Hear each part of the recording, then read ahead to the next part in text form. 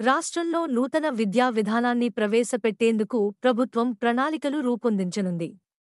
ఈ మేరకు శుక్రవారం సెక్రటేరియట్లో సీఎం రేవంత్ రెడ్డి విద్యాశాఖ ముఖ్య కార్యదర్శి బుర్రా వెంకటేశం, ఇతర అధికారులతో సమావేశమయ్యారు.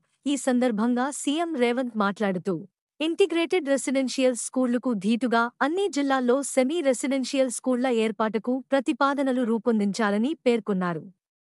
చిన్న పిల్లలను దృష్టిలో పెట్టుకుని 3వ తరగతి వరకు ప్లే స్కూళ్ల తరహాలో అంగన్వాడీల్లోనే పాఠాలు బోధించాలని అన్నారు.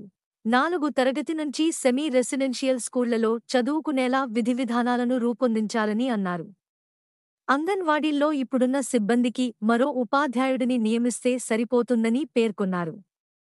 అదేవిధంగా రాష్ట్ర వ్యాప్తంగా ఉన్న ప్రభుత్వ పాఠశాలలో సంస్థాగతంగా బలోపేతం చేసేందుకు అధికారులు కష్టపడి పని చేయాలన్నారు. అందుకు విద్యావేత్తల విలువైన సలహాలు, సూచనలు తీసుకోవాలన్నారు. కాగా, ఇంటిగ్రేటెడ్ రెసిడెన్షియల్ స్కూళ్ల ఏర్పాటుపై సీఎస్ శాంతి కుమారి శుక్రవారం సాయంత్రం విద్యాశాఖ అధికారులతో సమీక్షా సమావేశం నిర్వహించారు. రాష్ట్ర వ్యాప్తంగా ఒకే విధంగా ఉండేలా వారంలో డిజైన్ సిద్ధం చేయాలని ఆమె అధికారులను ఆదేశించారు. అదేవిధంగా పనుల పర్యవేక్షణకు ప్రభుత్వ సలహాదారుతో ఓ కమిటీని ఏర్పాటు చేయాలని సూచించారు.